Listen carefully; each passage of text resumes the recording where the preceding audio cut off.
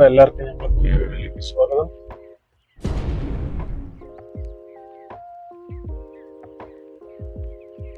എല്ലാം അറിയാന്നുള്ള പോലെ കുറെ ദിവസമായിട്ട് ഇവിടെ സിറ്റുവേഷൻ അത്ര ശരിയല്ല. ആൾറെഡി തന്നെ ഒരുപാട് നഷ്ടങ്ങളും ഒക്കെ വന്നു കഴിഞ്ഞു. ആൾറെഡി ഫ്ലൈറ്റിന്റെ കാരണം ബില്യൺസ് ആണ് നഷ്ടം. പക്ഷെ പയ്യെ എല്ലാം നോർമലായി വന്നുകൊണ്ടിരിക്കുന്നു. വേറൊരു കാര്യത്തിനെ കുറിച്ച് പറയാം. വണ്ടിയുടെ ഒരു സംഭവം, ഈ മഴയൊക്കെ ഉള്ള സമയത്ത് മാക്സിമം വണ്ടി പുറത്തിറക്കാണ്ടിരിക്കുക. വലിയ വണ്ടി ആയാലും 4x4 ആയാലും അങ്ങനെ തന്നെ.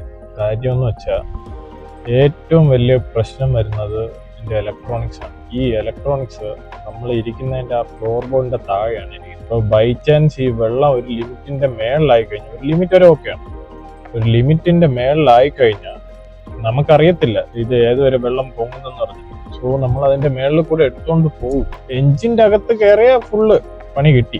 പക്ഷെ അല്ലാണ്ട് പോലും ഈ ഫ്ലോർ ബോർഡിന്റെ അകത്ത് ഈ വെള്ളം കയറുന്ന സിറ്റുവേഷൻ വന്നു കഴിഞ്ഞാൽ പിന്നെ തീർന്നു. കാരണം നമുക്ക് ഒരു ഐഡിയ ഇല്ല എന്താ സംഭവിക്കുന്നതെന്ന്. ഈ വണ്ടിയിലാണെങ്കിൽ ഫുള്ള് സെൻസർ ആയതുകൊണ്ട് അവിടെ ആയിട്ട് ലൈറ്റ് ഒക്കെ കത്തിക്കിടക്കും നമ്മളെ ഇൻസ്ട്രുമെന്റ് ക്ലസ്റ്ററിൽ. സോ വണ്ടി ഇങ്ങനെ ലൈറ്റ് കത്തിക്കിടക്കുന്നു, വണ്ടിയുടെ പവറിലും AC-ലും ഒക്കെ ചെറിയ ചെറിയ വ്യത്യാസം വരുന്നു. അപ്പോ ഇതിന്റെ ഇടയ്ക്ക് എന്ത് പറ്റുമെന്ന് പറഞ്ഞാൽ, അതിന്റെ പണികളെ കുറിച്ച് പറയുകയാണെങ്കിൽ ഇപ്പോ നമ്മൾ ഇതിനെ ശരിയാക്കാൻ കൊണ്ടുപോകും. ചിലപ്പോൾ ഇൻഷുറൻസ് ആയിരിക്കാം, അല്ലാന്നുണ്ടെങ്കിൽ നോർമൽ ഗാരേജ് ഇവിടെ കൊണ്ട് നമ്മൾ കൊടുത്തിട്ട്, കാരണം നമുക്കൊരു ഐഡിയ ഇല്ല. പിന്നെ വേറൊരു കുഴപ്പം എന്തെന്ന്, എവർക്കും ഒരു ഐഡിയ ഇല്ല. കാരണം എന്താ കാര്യം എന്ന് പറഞ്ഞിട്ട് അവർക്കറിയത്തില്ല.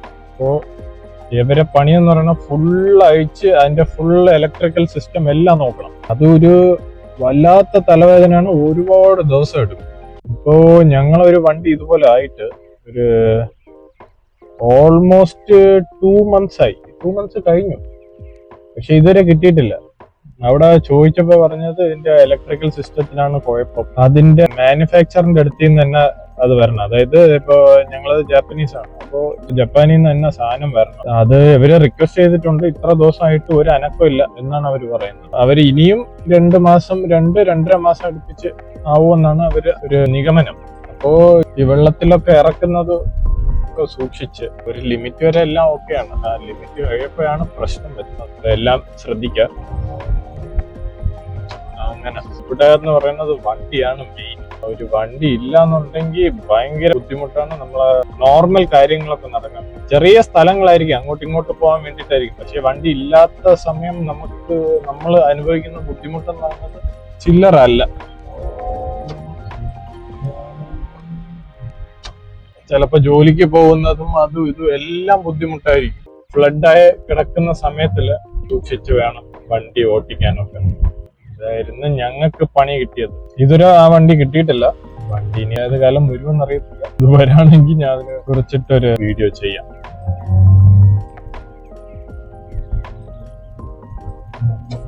പോകുന്ന വഴി എങ്ങനെയാ, വഴി തെറ്റിയെന്ന്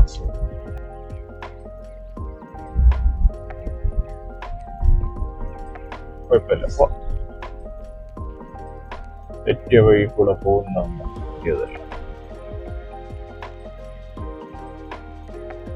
ആക്സിഡന്റ് എന്തോ നടന്നു തോന്നുന്നു. പോലീസൊക്കെ വന്നിട്ട് അതിഭീകര ആക്സിഡന്റ്. ഓപ്പോസിറ്റ് ഒക്കെ വണ്ടിയൊക്കെ വളർന്നു. ലെക്സസും സണ്ണിയും നല്ല ഒരഞ്ഞിട്ടും. അപ്പൊ വഴി തെറ്റിയിട്ടില്ല, നമ്മൾ ഏകദേശം കറക്റ്റ് ആണ്. ഈ മാപ്പിനെ ചിലപ്പോ ഒന്നും വിശ്വസിക്കാൻ പറ്റില്ല. ഏതെങ്കിലും ഒരു വല്ലാത്ത റൂട്ടിനെ കാണിച്ചോളെ. അപ്പോ എല്ലാരും ശ്രദ്ധിച്ച് വണ്ടി ഓട്ടിക്കുക. Accidents can happen. Respect the other driver. അതേ മേളിൽ കൂടെ എന്തോ ഒരു മിസൈലോ എന്തോ പോകുന്ന ശബ്ദം കേൾക്കും. അത് മിസൈൽ അല്ല, അത് എയർക്രാഫ്റ്റ് ആണ്. പിന്നെ നമ്മുടെ നാട്ടിലും നിറയെ പുതിയ വണ്ടികളൊക്കെ വരുന്നു എന്ന് കേട്ടു. വളരെ നല്ല വണ്ടികളാണ്.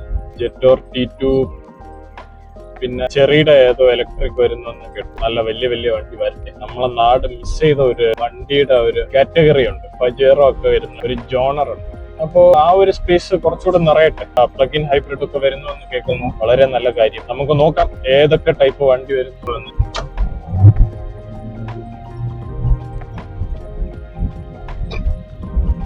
അപ്പൊ വേറെ വീഡിയോയിൽ പിന്നൊരിക്കൽ കാണാം.